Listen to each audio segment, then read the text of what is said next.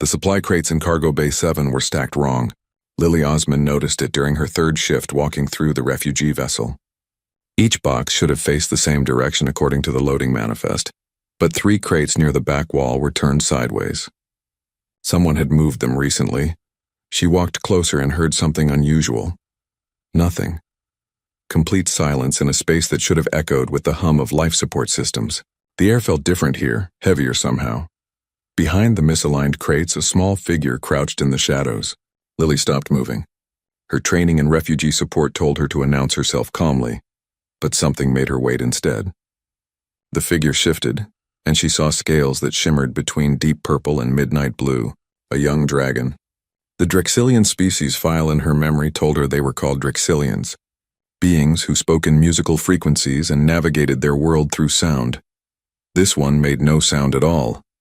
The dragon juvenile sat with their back pressed against the cold metal wall. Their head turned slightly, watching Lily without looking directly at her. The movements were careful, measured, like someone who had learned to be invisible. Lily had seen that kind of body language before. Her younger brother Daniel moved the same way when he was little, before he learned that being deaf did not mean being less. She took one small step forward. The dragon flinched but did not run. Their eyes were large and golden, tracking every movement Lily made. Those eyes held an intelligence that was impossible to miss. This was not a frightened animal. This was a child who understood far too much about being unwanted. Lily slowly sat down on the floor, keeping distance between them. She had learned long ago that sometimes the best way to communicate was to make yourself smaller, less threatening. The dragon watched her with intense focus. Footsteps approached from behind. Boren, the Kelthian medic, appeared in the doorway of the cargo bay. His forearms carried medical supplies, and his face showed the exhaustion that came from processing hundreds of refugees in a matter of days. "You found the broken one," Boren said, his voice matter-of-fact rather than cruel. He set down his supplies and looked at the dragon with what might have been pity. "Poor thing has been hiding here since we pulled them from the evacuation zone." "Broken?" Lily asked, though she already suspected the answer. "Deaf from hatching," Boren explained. "Drexilians are born speaking. Their entire culture revolves around harmonic communication. This one produces no sound, no flame speech, nothing. The elders on board say it was a mercy we found them at all. Most would have left them behind." Lily felt anger rise in her chest but pushed it down. Getting emotional would not help. "Has anyone tried to communicate with them?" Boren looked confused by the question. "How? They cannot hear." "Speaking louder does not help. We have tried the standard gestures for food and safety, but they just stare." He paused, then added more quietly. "The Draxilian adults refuse to acknowledge them. In their culture, those who cannot sing the ancient harmonies have no soul. They consider this one already dead." "They're not dead," Lily said firmly. "They're right here listening to every word we say, even if they can't hear it." The medic looked at her strangely. "You cannot know that," but Lily did know. She watched how the dragon's eyes moved from her mouth to Boren's mouth, trying to understand. She saw how their head tilted, not to hear better, but to see better. She noticed how their claws tapped against the floor in patterns, feeling vibrations that others ignored. "What happens when we reach Gateway Station?" Lily asked. "Special facility for incompatible refugees," Boren said. "The dragon will be processed there." He did not say what they both knew. Those facilities were where beings went to be forgotten. After Boren left, Lily sat in silence with the dragon. The young one had not moved, still pressed against the wall as if trying to disappear into the metal itself. Lily thought about her brother Daniel, about the years before their family learned to sign, when he had been isolated in a world that expected him to hear. She thought about the first time someone had spoken to him in his own language, how his whole face had changed. She made a decision that felt both simple and terrifying. Lily raised her hands slowly, making sure the dragon could see them clearly. She touched her fingers to her chest, then pointed to herself, the sign for me in the language she had spoken since childhood. Then she pointed to the dragon and made the sign for you. The dragon's eyes locked onto her hands with an intensity that was almost painful to witness. They leaned forward slightly, no longer trying to hide. Lily repeated the gestures. Me, you. She added another sign, one that combined several movements to mean friend or safety or together. The Concepts were all connected in the language of hands. The dragon stared at her hands like they were the most important thing in the universe. Because maybe Lily thought they were. Maybe for someone who had never been spoken to in their entire life, hands that moved with intention were everything. She tried another sign, the one for name. She pointed to herself and finger-spelled Lily, knowing the dragon would not understand the letters but might understand the concept of individual identity. The dragon's breathing changed. Their scales shifted colors slightly, rippling with something that might have been hope or might have been fear. They raised one clawed hand slowly, hesitantly, and tried to copy the gesture Lily had made. The movement was rough and uncertain, but it was intentional. It was communication. Lily felt her heart beat faster. She smiled and nodded, then repeated the gesture more slowly. The dragon watched with absolute concentration. Their golden eyes never left Lily's hands. Around them, the ship hummed with activity. Refugees moved through corridors, speaking in dozens of languages. The Draxilian adults sang their musical speech in the common areas, filling the air with harmonies that this young one would never hear. But in Cargo Bay 7, in the quiet space behind misaligned supply crates, two beings who should not have been able to understand each other began to speak. One with hands that had learned language from a brother who could not hear. One with eyes that had learned to see everything the world tried to hide. It was a beginning that nobody else on the ship would have thought possible. But then again, nobody else had thought to try. Lily made another sign. This one was simple. Just one hand held up, palm forward. The universal gesture for wait, for I will stay, for you are not alone anymore. The dragon's scales shimmered, and for the first time since boarding the refugee vessel, the young one did not look away. 6 hours had passed in Cargo Bay 7, and Lily's hands ached from constant motion. The dragon, whom she had started calling Quinn after teaching them the sign for individual self, watched her with unwavering attention. Every gesture Lily made was studied, analyzed, and sometimes attempted with those clawed hands that were not designed for human sign language. Quinn's anatomy made certain signs impossible. Their fingers were longer, equipped with sharp claws, and they had a thumb-like digit that curved differently than human thumbs. But Quinn was adapting, creating variations that worked for their dragon hands while keeping the meaning intact. Lily found herself learning as much as teaching. She showed Quinn the sign for water by mimicking drinking. Quinn understood immediately and made the gesture back, but added something extra. The dragon's claws moved in a way that suggested flowing, the sensation of water moving past scales. It was beautiful and specific in a way that pure ASL was not. "You're not just learning," Lily said out loud, knowing Quinn could not hear but somehow feeling the need to speak anyway. "You're creating something new."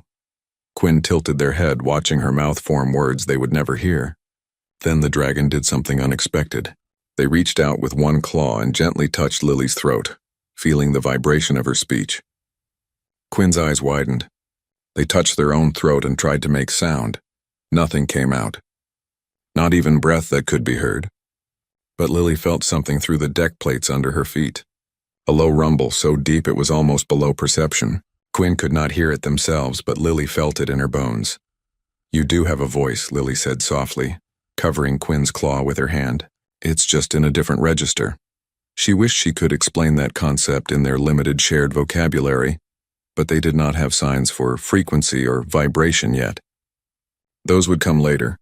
For now, she focused on the basics: food, safe, danger, friend, sleep, pain. Quinn learned pain quickly. They signed it without prompting when Lily accidentally knocked her knee against a crate. The dragon had seen her wince and understood. That level of observation and empathy struck Lily deeply. Quinn had spent their whole life watching, reading every visual cue available because watching was the only way they could understand their world. A memory surfaced. Lily was 7 years old, sitting in a hospital waiting room while doctors tested her baby brother Daniel. Her mother had cried when they said he was profoundly deaf, but Lily remembered thinking that Daniel was not broken. He just needed a different way to talk. She had been right then, and she was right now. The door to Cargo Bay 7 slid open. A tall figure entered, moving with the precise grace of a Tellurian. Dr. Fenna Rose was the ship's xenolinguistics specialist, and her reputation for being brilliant was matched only by her reputation for being skeptical. I received your reports, Rose said, looking at Lily with dark eyes that missed nothing. You claim to be teaching abstract communication to a linguistically defective species member. Quinn is not defective, Lily replied, keeping her voice level. Quinn is deaf. There's a difference. The Draxilian elders disagree. They have stated clearly that this juvenile lacks the biological capacity for language. Then the elders are wrong. Rose raised one eyebrow. It was an expression that would have made most junior staff members back down. Lily did not back down. She turned to Quinn and signed a question. Show her friend. Quinn looked at Rose, then at Lily, then back at Rose. The dragon made the sign for new person combined with uncertain.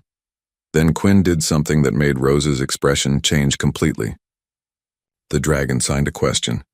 Friend or danger? They are asking if you are safe, Lily translated. That is abstract thought. That is language. Rose moved closer, her scientific curiosity overriding her skepticism. Ask them something complex, something that requires understanding of time. Lily thought for a moment, then signed to Quinn. Tomorrow, food with me. Quinn paused, processing.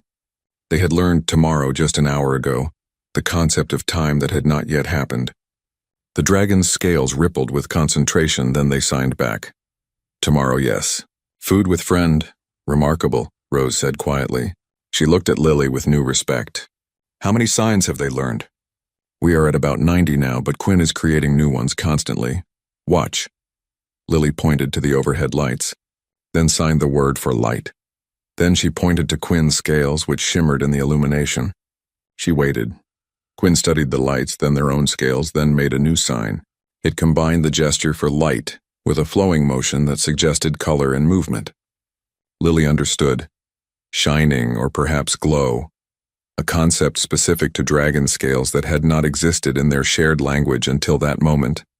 They are not just learning your language, Rose observed. They are building a bridge between two ways of thinking. That's exactly what they're doing, Lily agreed.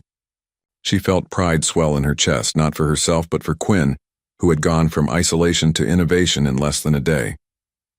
Rose pulled out her datapad and began taking notes. I need to document this properly. The implications are significant. If a supposedly linguistically defective being can acquire abstract communication this quickly, we need to reevaluate every similar case in the database. How many cases are there? Lily asked. Thousands.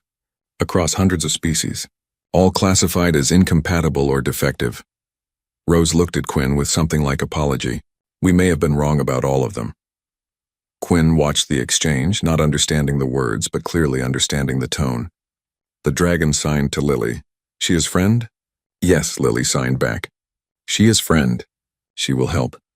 But even as Lily made that promise, she felt worry gnaw at her. They were still 2 days away from Gateway Station. 2 days until the bureaucracy would decide Quinn's fate. 2 days until a system that did not recognize sign language as valid communication would process Quinn as defective and send them away. Rose seemed to read her thoughts. I will begin writing a formal report immediately. Perhaps if we can prove linguistic competency before arrival, we can challenge the placement decision. Will there be enough time? Lily asked. I don't know, Rose admitted. But we have to try. After Rose left, Lily sat with Quinn in the quiet space behind the supply crates. The dragon leaned against her side, careful not to press too hard with their scaled weight. It was a gesture of trust that made Lily's throat tight. She taught Quinn a new sign, one that combined several concepts into a single, crucial meaning. The sign for promise. She made it carefully, then pointed to Quinn and to herself together. I promise, she signed. I will not leave you. Quinn watched her hands, then looked into her eyes with an expression that transcended species. The dragon signed back, copying the gesture perfectly. Promise, Quinn signed. Not alone. In that moment, Lily realized that language was not just about communication. It was about connection. It was about telling someone that they mattered, that they were seen, that they existed in someone else's world. Quinn had been invisible for their entire life, dismissed as broken by their own kind. Not anymore. Now Quinn had words. Now Quinn had a voice, even if it was silent. Now Quinn had someone who listened with more than ears. The ship's lights dimmed slightly, signaling the approach of rest cycle. Lily showed Quinn the sign for sleep. and pointed to a makeshift bed she had created from cargo padding. Quinn looked at the bed, then at Lily, then signed a question. "You stay?" "I stay," Lily signed back. "I stay tonight." "I stay tomorrow." "I stay." Quinn's scales shifted to a softer purple, a color that Lily was learning meant contentment. The dragon curled up on the padding but kept one eye open, watching to make sure Lily did not disappear. Lily settled against a crate, her data pad in her lap, beginning to write her own report. She had no official training in dragon psychology or xenolinguistics theory. She was just a volunteer communications worker who happened to know sign language. But she understood something that all the experts had missed. Connection did not require words. It required willingness, and Quinn had been willing to connect from the very first moment Lily had raised her hands to speak. Tomorrow would bring new challenges. But tonight in Cargo Bay 7, a human and a dragon shared a language that had not existed yesterday. They shared understanding across a gap that everyone else had declared unbridgeable. That was enough. For now it was enough. Gateway Station hung in the viewport like a promise or a threat, depending on who was looking.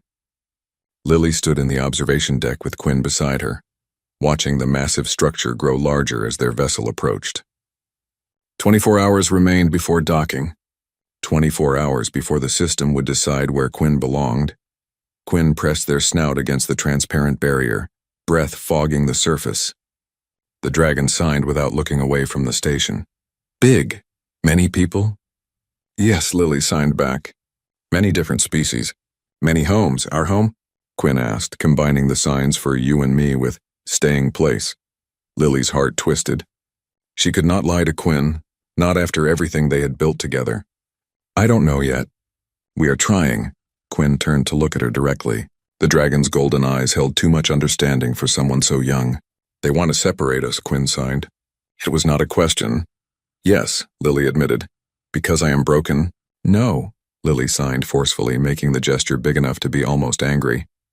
"You are not broken. Never broken. They don't understand yet. But they will learn." Quinn's scales rippled with colors that Lily had learned to read like emotions. Dark blue meant worry. Purple meant calm. Red meant fear. Right now, Quinn's scales shifted between all three, unable to settle on one feeling. Lily's datapad chimed. A message from Dr. Rose requesting immediate meeting in the conference room. Lily looked at Quinn and signed, "I need to go talk to the friend who helps us." "You wait here?" Quinn hesitated, then signed, "You come back?" "Always," Lily signed. "Promise." "Remember?" Quinn made the sign for promise in return, holding it for a long moment before releasing Lily's hand. The conference room was small and functional, with a table designed to accommodate various body types from different species. Dr. Rose sat on one side, her datapad displaying charts and documentation. Across from her sat Captain Dret, the Vorlan commander of the refugee vessel, his face showing the exhaustion of someone who had made too many difficult decisions lately. "Please sit," Dret said, gesturing to a chair. His voice was not unkind, but it was not hopeful either. Lily sat, her stomach tight with anxiety. Rose spoke first. "I have completed my preliminary report on Quinn's language acquisition. The results are extraordinary. In 3 days, they have learned over 300 signs and can construct complex sentences involving abstract concepts like time, emotion, and hypothetical situations." "That is impressive," Dret acknowledged, "but the reality remains unchanged. Gateway Station has specific protocols for refugee placement. The Drexilian elders have formally rejected Quinn from their community. Station policy dictates that juveniles without family placement must go to Facility K77. "What is that facility exactly?" Lily asked, though she already knew the answer would not be good. Rose looked down at her datapad. "It is officially designated as a Special Needs Accommodation Center. In practice, it warehouses beings that no species claims. Survival rates beyond 1 year are 38%. The number hit Lily like a physical blow. "That's a death sentence." "That is the system," Dret said quietly. "I do not like it any more than you do, but I cannot change it. The station operates under treaties signed by hundreds of worlds. One captain on one ship cannot override that." "What about human custody?" Lily asked. "Can I claim Quinn under human cultural exchange protocols?" "I checked," Rose said gently. "The request was already formally denied. The reasoning is that humans are physically too fragile to care for a dragon, even a juvenile. Quinn will grow to be much larger and stronger. The station's child welfare algorithms calculated an unacceptable risk. That's absurd, Lily said, her voice rising. Quinn would never hurt me. We communicate. We understand each other. I believe you, Dret said. But belief does not change regulations. Lily felt tears threaten but pushed them back. Crying would not help Quinn. There has to be another option. There is one possibility, Rose said slowly. If a biological family member claims Quinn, that overrides all other protocols. But the Draxilian elders have made their position clear. To them, Quinn is not family. They do not recognize someone who cannot sing the harmonies as having a soul. That's not biology. That's prejudice, Lily said. Unfortunately, we cannot legislate cultural beliefs, Dret replied, even when those beliefs are harmful. Lily stood up, pacing the small room. Quinn asked me today if they were broken. A child who 3 days ago had no language is now sophisticated enough to understand self-worth and ask if they are defective. That should tell you everything about their capacity. It tells me that you are an excellent teacher, Rose said, and that Quinn is an exceptional student. But it does not change the legal situation. Then we change the legal situation, Lily said. We make noise. We go public. We force Gateway Station to see what they're doing. That takes time, Dret warned. Time we do not have. We dock in 24 hours. Lily's datapad chimed again. A message from Boren the medic marked urgent. She opened it and felt the floor drop from under her feet. What is it? Rose asked, seeing her expression. Boren ran deep scans on Quinn for the medical file. Lily said, her voice barely above a whisper. Quinn is not genetically defective. There was damage to the egg before hatching, from a spatial anomaly fragment. Quinn is a completely healthy dragon who happens to be deaf. Everything else about them is normal. Their intelligence, their emotional capacity, their physical development, all normal. The room fell silent. The implications hung in the air like a weight. The Draxilian elders abandoned a healthy child because of an injury, Rose said quietly. Not because of any true defect. Does this change anything legally? Lily asked, desperate for hope. No, Dret said, and the word fell like a stone. Deaf still qualifies as special needs. The placement decision stands. Lily looked at the medical report again, seeing the detailed scans of Quinn's brain structure, bone density, and organ function. Everything was perfect except for the damaged auditory system.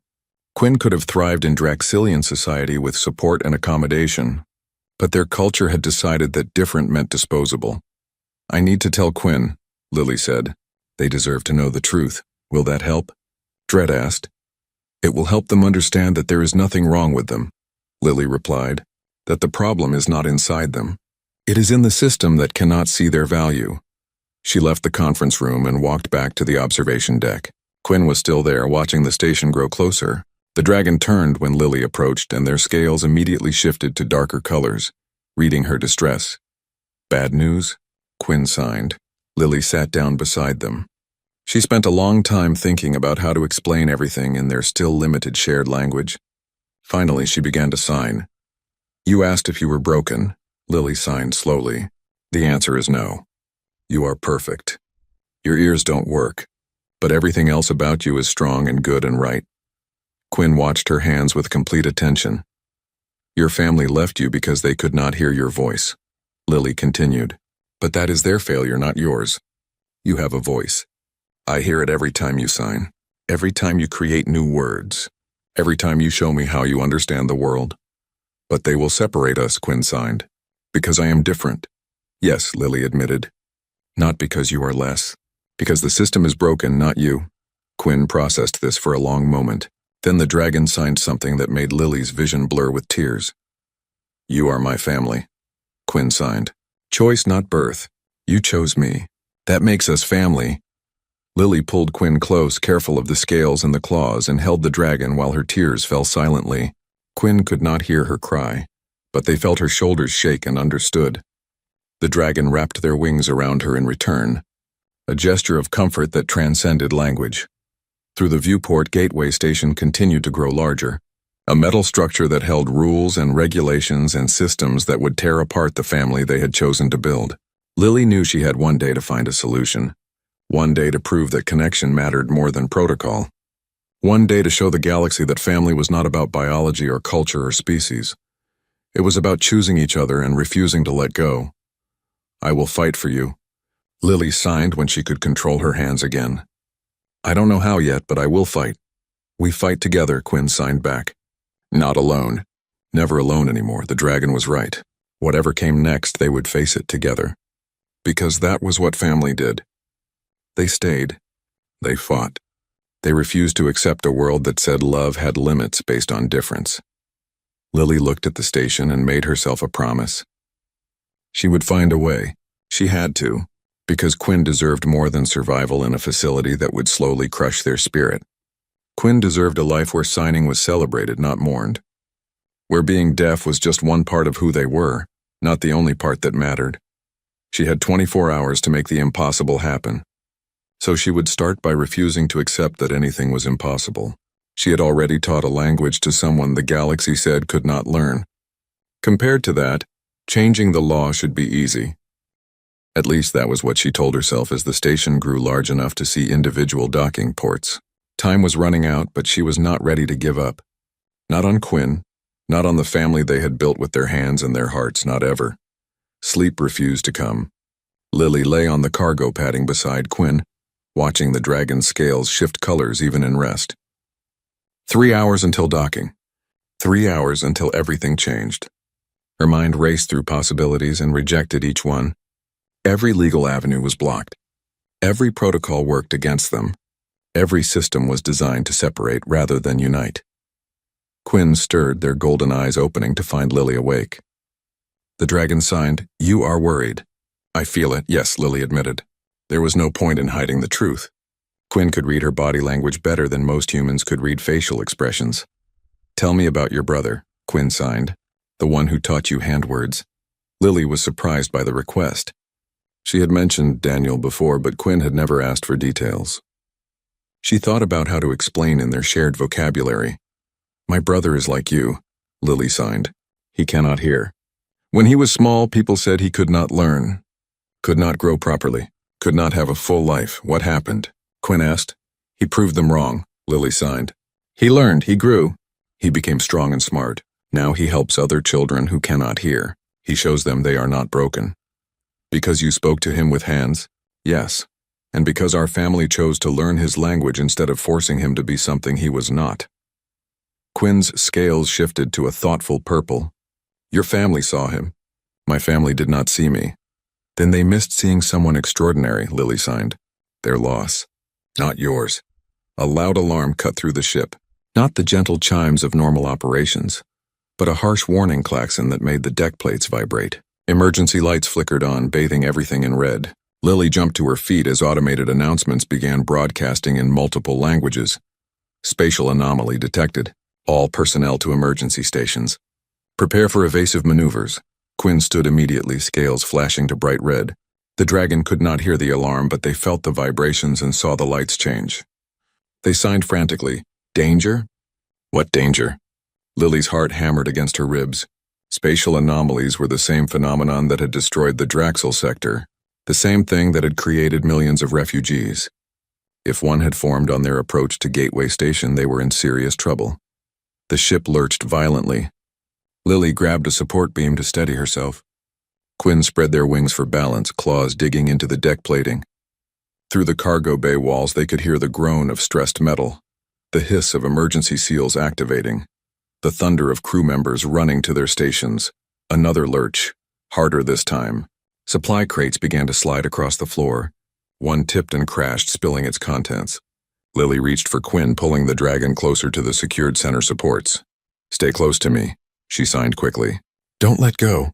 Quinn wrapped one wing around Lily, anchoring them both to the support beam. The ship bucked and twisted, alarms screaming through corridors that Quinn could not hear. But the dragon could feel everything through the vibrations that traveled through metal and air. Their eyes were wide with fear, but they did not panic. They stayed focused on Lily, watching for instructions. A horrible sound of tearing metal echoed through the bay. Lily looked up in time to see the atmospheric seal on the exterior wall crack. Air began screaming out through the gap, a high-pitched whistle that grew louder by the second. Emergency bulkheads tried to close, but something was jammed in the mechanism. The seal continued to tear. "Hold on," Lily shouted, knowing Quinn could not hear but hoping they would understand from context. The dragon's grip tightened around her. The atmospheric pressure dropped rapidly. Lily's ears popped painfully. Her lungs began to burn as oxygen levels plummeted. Around them, loose items were sucked toward the growing breach. Small objects flew past like missiles. A cargo container tumbled end over end before wedging against the damaged wall, partially blocking the gap but not sealing it. Emergency oxygen masks dropped from ceiling compartments. Lily grabbed one and pressed it over her face, gasping in the precious air. She looked at Quinn and realized with horror that the dragon's emergency equipment was designed differently. Dragon physiology required larger breathing apparatuses. The ones in this cargo bay were standard-sized for humanoid species. Quinn's scales were turning gray. The dragon was suffocating. Lily made a split-second decision that her logical mind would have called insane. She pulled the oxygen mask from her own face and stretched the elastic to fit over Quinn's snout. It was not designed for dragons and did not seal properly, but some oxygen reached Quinn's lungs. The dragon's scales regained a hint of color, but now Lily had no air. Her vision began to tunnel. Her head felt light and strange. She clung to the support beam with weakening hands, watching Quinn through increasingly blurry sight. The dragon's eyes went wide with understanding and fear. Quinn tried to remove the mask to give it back, but Lily held it in place with the last of her strength. She signed with her free hand, movements clumsy and slow. "You matter. Not broken. You are seen." The words were not quite right, her oxygen-starved brain struggling to form proper signs, but Quinn understood. The dragon made a sound that Lily felt rather than heard, a deep vibration that shook through her bones. It was grief and rage and desperate love all combined into one wordless cry. Quinn's scales flashed brilliant red. The dragon released the support beam and spread their wings. Without the ability to hear, Quinn relied entirely on other senses. They felt the air currents, felt the direction of the breach, felt where the emergency teams would need to focus repairs. And in that moment of crisis, Quinn did something no one expected from a deaf dragon. They flew. Quinn launched themselves toward the breach, angling their body to catch the rushing air current. Their wings spread wide, creating a living seal over the damaged section of wall. The dragon's weight and surface area slowed the atmospheric loss significantly. Emergency foam began spraying from automated systems, hardening around Quinn's body and the damaged section of hull. Rescue teams burst into the cargo bay wearing full environmental suits. They saw the breach, saw the dragon wedged against it, saw Lily collapsed on the floor without oxygen. 2 medics grabbed Lily and fitted her with an emergency breather.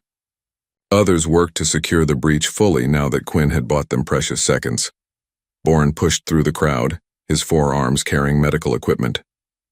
He checked Lily's vital signs while she coughed and gasped, her lungs burning as they refilled with oxygen. "The dragon," Lily croaked. "Save Quinn." "The dragon saved you," Bourne corrected. "Sealed the breach. No dragon is supposed to be able to fly in 0G with manual navigation only, yet this one did." Through her clearing vision, Lily saw Quinn being carefully extracted from the hardened emergency foam. The dragon's scales were covered in the substance and they looked exhausted, but they were breathing. As soon as Quinn was free, they pushed past the rescue workers and stumbled to Lily's side. "You gave me air," Quinn signed, their movements shaky but clear. "You chose me over yourself." "Family," Lily signed back.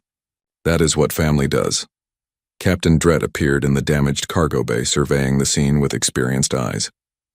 He looked at the breach, at the emergency foam, at Quinn, and at Lily. Something shifted in his expression. The dragon sealed a hull breach in conditions that would have incapacitated most trained crew members. He said slowly, "That shows exceptional judgment and courage." "Quinn is exceptional in every way," Lily replied, her voice raw. "That is what I have been trying to tell everyone." "I see that now," Dredd admitted. "But I still do not have the authority to override Gateway Station protocols." "I am sorry." Lily wanted to scream, to rage at the unfairness of a universe where saving lives still did not make Quinn worthy of a home. But her oxygen-deprived body would not cooperate. She simply held Quinn close and tried not to cry. They had survived the spatial anomaly. The ship was damaged but functional. In 1 hour they would dock at Gateway Station, and then the real fight would begin, because surviving disaster was not enough to change the law. Nothing was ever enough. I do not want to go to the facility, Quinn signed quietly. I want to stay with you. I know, Lily signed back. I want that too. Will wanting it make it happen? Lily hesitated, then signed the truth. I don't know, but I will try until there is no trying left. Quinn leaned against her and they sat together in the damaged cargo bay, while repair crews worked around them. Outside the ship, Gateway Station waited with its rules and its systems and its facilities designed for beings that no one wanted. Inside the bay, a human and a dragon held on to each other and refused to let the galaxy's indifference break what they had built. The ship's engines began the final approach sequence. Automated voices announced docking procedures in languages that Quinn could not hear. But the dragon felt the vibrations change, felt the ship's trajectory shift, and knew without being told that time had run out. We are here, Quinn signed. It was not a question. Yes, Lily confirmed. We are here. Then we fight, Quinn signed with determination that no 8-year-old should have to possess. Together, like family. Lily touched her forehead to Quinn's scaled snout, a gesture of affection and solidarity. Together, like family, no matter what comes next. The ship shuddered as docking clamps engaged. Through the damaged wall, now reinforced with emergency plating, Lily could see Gateway Station's massive bulk. Somewhere in that structure was a facility labeled K-77. Somewhere in that facility was a place where hope went to die. She would not let Quinn go there. She could not. Even if it meant breaking every rule, violating every protocol, and fighting every system designed to separate them. Quinn had chosen to save her life at risk of their own. Now it was her turn to save Quinn's life, not from physical danger, but from a future of isolation and slow erosion of spirit. The docking process completed. Captain Drett's voice came over the ship-wide communication system, announcing arrival and instructing all refugees to prepare for processing. Lily stood on shaking legs and took Quinn's claw in her hand. Ready?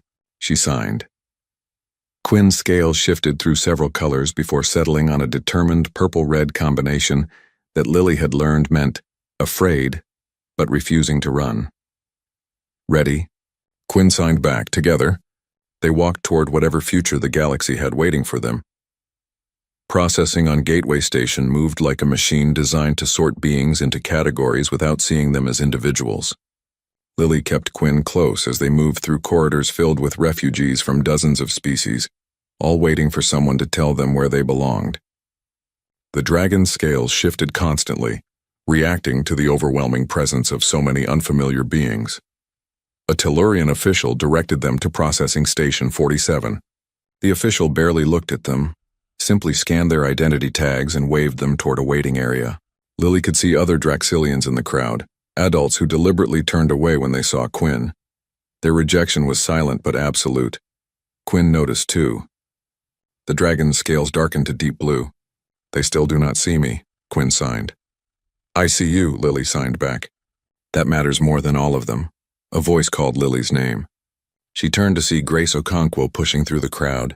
The human pilot who had saved Quinn during the evacuation looked as tired as Lily felt, but her eyes were sharp and focused. I heard what happened during the anomaly, Grace said without preamble. Heard the dragon sealed a breach. That true? Quinn saved the ship, Lily confirmed. Saved me? Grace looked at Quinn with new respect. Smart kid. Brave too. She turned back to Lily. Also heard they are sending Quinn to K-77. That where we are going with this? Not if I can stop it, Lily said. Good, because I pulled some data on that facility. 62% of beings sent there die within 18 months. Not from direct harm, just from isolation, neglect, and losing the will to keep existing. Grace's jaw tightened.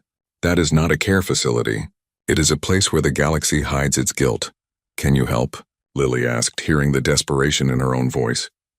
I am a combat pilot, not a lawyer, Grace said, but I know people who owe me favors. Give me 2 hours. She disappeared into the crowd before Lily could thank her. Quinn tugged on Lily's sleeve. That person is helping? Trying to, Lily signed. Many people want to help. The system makes it hard. They were called to a private meeting room where Dr. Rose waited with a stack of documentation. The Tellurian scientist looked exhausted but determined. I submitted my complete research to the station's administrative review board, Rose explained. I documented Quinn's language acquisition, cognitive development, and emotional intelligence. I argued that Quinn meets all criteria for independent sapience and therefore should not be classified as special needs. What did they say? Lily asked. They acknowledged the research but stated that deafness still qualifies as a significant disability requiring specialized accommodation. The Draxilian community refuses to provide that accommodation. Therefore, facility placement remains the recommended option. Rose's frustration was clear in her voice. They are using Quinn's difference as justification for abandonment. Quinn watched their conversation, following the back and forth even without hearing the words. The dragon signed to Lily. They talk about me? Yes, Lily signed honestly. They try to help, but the rules are very strong. Stronger than us? Lily wanted to say no, wanted to promise that love and determination could overcome any obstacle. But she had learned that sometimes the truth was harder and more important than comfort. I don't know, she signed, but we keep trying. An official entered the room, a stern-faced Vorlon carrying a datapad. Lily Osman and Quinn Draxilian Refugee Designation 774? Yes, Lily said, her stomach sinking. Final placement decision has been made. Quinn will be transferred to Facility K77 within the next standard hour. Please prepare for separation.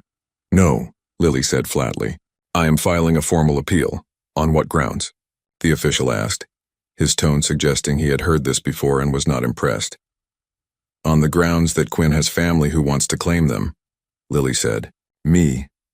I am claiming Quinn as family under human cultural adoption protocols. That request was already denied due to physical incompatibility concerns. Then I challenged that denial. Quinn is not a danger to me. Quinn saved my life. The ship's logs will confirm that. The official consulted his datapad. The records show the dragon sealed a hull breach during the spatial anomaly. That demonstrates survival instinct and spatial awareness. It does not demonstrate the ability to coexist safely in a long-term domestic environment.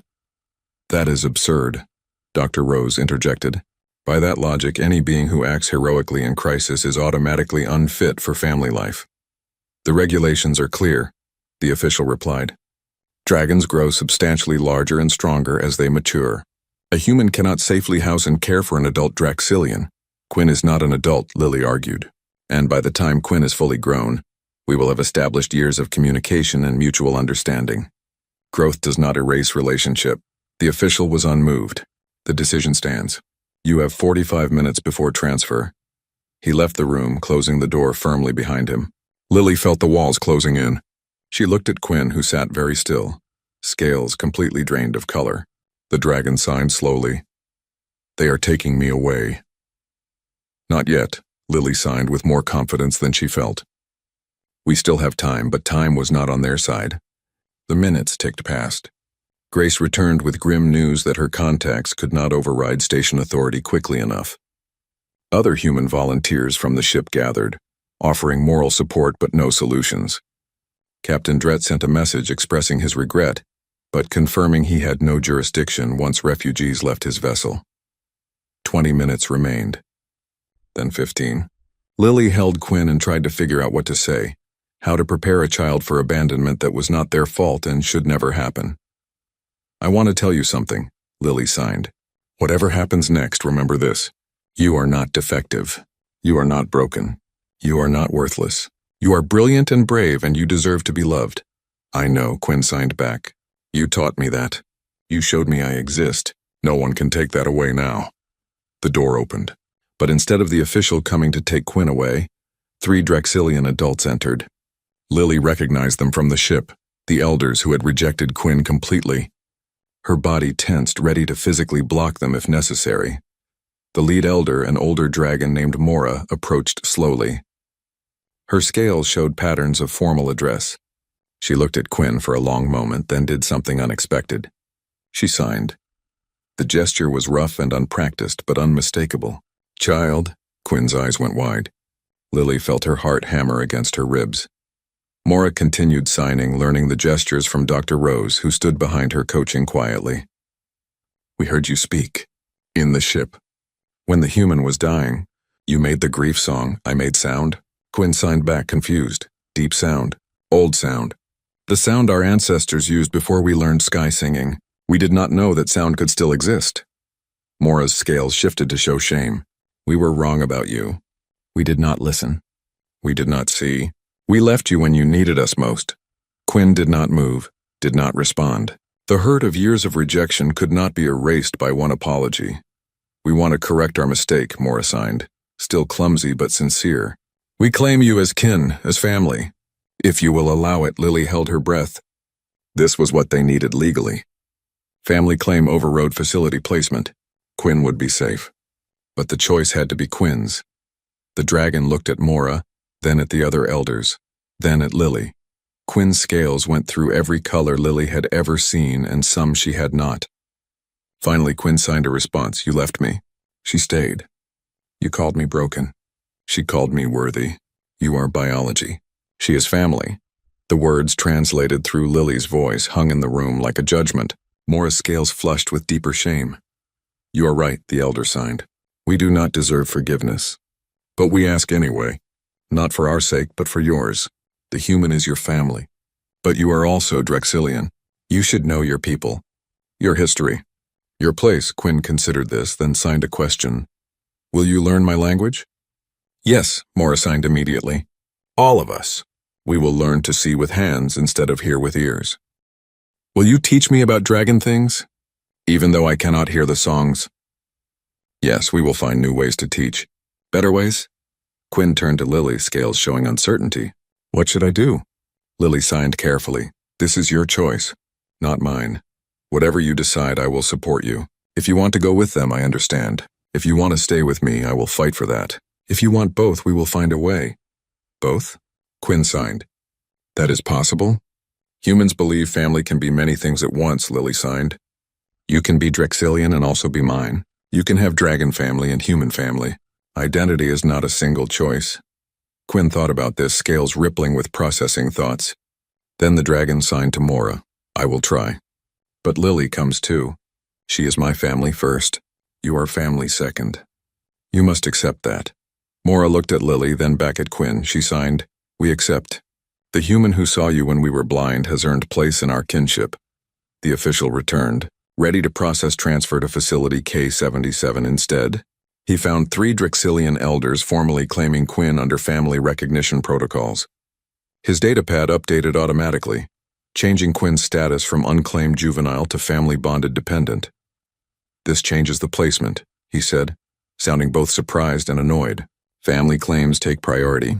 Quinn will be released to Drexilian custody, and human custody, Lily added firmly. Dual family recognition under cultural exchange provisions. The official checked his regulations, clearly unhappy, but unable to find grounds for denial. Unusual but technically permissible, requires both families to agree to shared responsibility. We agree, Mora signed, and Lily translated. We agree, Lily said. The official updated his datapad with visible reluctance. Transfer to K-77 is cancelled. Quinn is released to dual family custody. You are all free to go. He left, taking with him the threat that had hung over them like a shadow. The room erupted in celebration from the humans who had gathered to support them. Dr. Rose looked vindicated. Grace gave Lily a thumbs up and a tired smile. But Lily's eyes were on Quinn, watching the dragon process everything that had just happened. 1 month, transformed, everything. Quinn stood at the front of a classroom on Gateway Station, demonstrating signs to a group of students who would have been labeled impossible just weeks ago. A Kelthian child who was blind, their 4 eyes damaged beyond repair, learned to navigate through touch and sound. A Vorlan adult who could not produce chemical signals, learned to communicate through written symbols. A young Tellurian whose vocal cords never developed, learned to speak through gestures that carried meaning across species. They were the first class of the Galactic Center for Alternative Communication, and Quinn was their assistant teacher. Lily watched from the doorway as Quinn showed a small Kelthian how to sign the word for friendship. The dragon's movements were patient, gentle, encouraging. Quinn had grown not in size but in confidence, scales frequently showing the bright colors of contentment and purpose. The dragon who had once hidden behind cargo crates now stood proudly before others, teaching them that different did not mean less. Your student has become a teacher faster than I expected, Dr. Rose said, appearing beside Lily. The Tellurian scientist had been appointed director of the new center, and her research on Quinn had sparked a revolution in how the galaxy thought about communication. Quinn was always a teacher, Lily replied. I just gave them the language to share what they knew. Which was? Rose asked, though Lily suspected she already knew the answer. That isolation is not permanent. That being seen matters more than being heard. That family is built through choice and effort, not just biology. In the classroom, Quinn finished the lesson and signed to the students. Practice tonight. Tomorrow we learn emotions: happy, sad, angry, loved. The students dispersed, most of them accompanied by family members who were also learning to sign. The Kelthian child's parents had tears in their eyes as they watched their daughter communicate complex thoughts for the first time. The Vorlon adult's brother stood nearby, fingers moving through signs he had spent weeks practicing, family learning to meet their loved ones in a new language. Quinn approached Lily and Rose, scales shifting to warm purple. Good class today, the dragon signed. The Kelthian learns very fast. Reminds me of me. You were an exceptional student, Lily signed back. Now you are an exceptional teacher. Because I understand what it means to be invisible, Quinn signed. I can show them how to become visible again. Mora entered the classroom accompanied by 2 other Draxilian elders. They had kept their promise, spending hours each day learning sign language and finding ways to include Quinn in dragon cultural education. They taught through demonstration, through tactile learning, through visual storytelling. They were reinventing what it meant to be Draxilian, expanding their definition of communication beyond the musical harmonies that had defined them for generations. The council wishes to speak with you both. Mora signed to Quinn and Lily. Her signing had improved dramatically, though she still sometimes confused similar gestures. They followed the elders to a private meeting room overlooking the station's central plaza. Through the transparent walls, they could see dozens of species moving through the common areas, a constant flow of galactic diversity. Mora settled her bulk carefully before speaking, signing as she went. We have news from the Draxilian homeworld. The Council of Matriarchs has reviewed Quinn's case and the research from Dr. Rose. They have issued a formal decree. Lily felt tension coil in her stomach. Quinn's scales shifted to uncertain blue. The decree states that deafness is no longer grounds for rejection from Draxilian society, Mora continued. All dragon children, regardless of their ability to produce or hear traditional harmonics, must be given full education and support. Sign language will be taught in all dragon schools. Quinn's name will be recorded in the historical archives as the one who expanded our understanding of communication. Quinn's scales flashed through rapid color changes, processing the magnitude of what had been said. The dragon signed slowly. I am in history? Me? You changed our entire culture, Mora signed. You showed us that we were deaf to our own people. You and Lily together proved that true communication requires willingness to learn, not just ability to hear. There is more, another elder added. The matriarchs request that Quinn return to the homeworld to help establish the first school for deaf dragon children. There are others like you who have been living in isolation. You could teach them. Give them what Lily gave you. Quinn turned to Lily, scales showing a mix of pride and worry. They want me to go home, to help others. Lily felt her heart crack and swell at the same time. This was what success looked like. Quinn growing beyond needing her, finding purpose in helping others. But it also meant separation, distance, the inevitable evolution of their relationship as Quinn's world expanded. What do you want? Lily signed, pushing her own feelings aside. Quinn thought for a long moment. I want to help the others. I remember what it was like to be alone.